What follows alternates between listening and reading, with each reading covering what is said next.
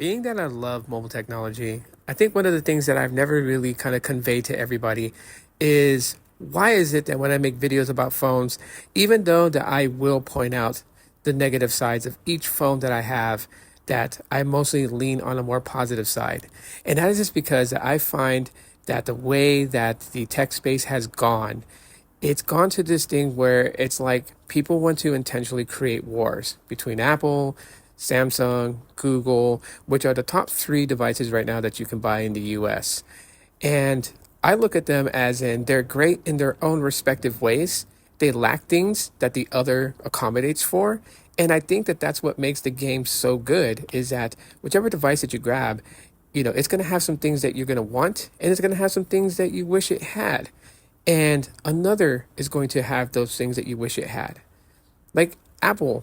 For a long time, people would always say, well, Apple bites this, Apple bites that, or, it's missing this feature, it's missing that feature. But, for the time that I've been using iOS and been playing around with it, I have been content with iOS. And I started off being on the Android side back then when it was a whole Android OS versus iOS. I was on the Android side. I was, younger, immature, and stupid, and was like adamant about, I'm not going to use an iPhone you know. And as I got older, I was just like, well, I can't really make any assumptions or anything based on iOS if I don't actually use the damn thing. And that's the reason why that I've made it where I've grabbed in my time, the iPhone 7, the iPhone 6S, the iPhone 6S Plus, the iPhone 11 Pro Max, the iPhone 10s, which was gifted to me by Carlos, and the iPhone 12. And the experience on iOS has just been great. Has there been things that I wish it had that, say like my Google Pixel has? Yes, obviously so. Google Pixels, they have a ton of smart features on there, giving the name smartphone, not to be taken lightly with them. You have things like call screening, spam block, you have text message spam block, you have hold for me. You have all these really cool features. But besides that, you also have some features built into the photography side of it, like, Magic Eraser. And now with the newer Pixels, you have the Magic Audio Eraser, you have the camouflage, you have the ability to kind of just like shift the scenery in a photo, and it just corrects, how the photo is supposed to be if you were to extend it longer. It's got all these tons of cool things for photography and even for videography. Google Pixels really kind of brings it. And, there are things that the Pixels have that I wish the iPhones had. And one of the things that I wish that the Pixels had that the iPhone does have is a seamless connection with all the different hardware, like, the Chromebooks, Google TV. I mean, it has a pretty decent, connection if you want to compare ecosystems. But, Apple's been doing it a little bit longer. So, of course, theirs is going to be more refined than Google's. And you have Samsung.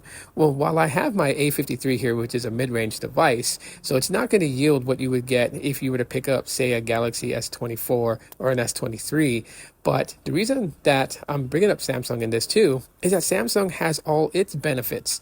And if you really kind of look at all these phones side by side and you've been following tech for years, you'll notice this that I'm about to drop the hint on.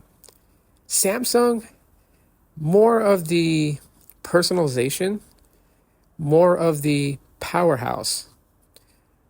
Definitely wanting to be a powerhouse, wanting to be the most powerful phone, packing in tons of features that Samsung feels that users are very interested in. And they dabble in all areas: camera, optimization, hardware performance, gaming. You can expect to have a really good experience with a Samsung device if power is what you care most about. If you're a person who definitely wants a phone that's intelligent, then a Google Pixel is going to intrigue you. And if you want something that is reliable, kind of a powerhouse, but also has a very, very fluid ecosystem, Apple is going to be your best bet. So while all these phones are good in their own respective ways, my thing is, and what I find so weird to end this video off with, is more of like a question to everybody. But why does it have to be some sort of war started between the fanboys? Like, what is the point if other people choose something different than what you chose? Shouldn't you just take the time to enjoy what you spent your hard money on? Wouldn't that make more sense than taking to social media just to complain about something that really wouldn't even affect you? That's just my thoughts.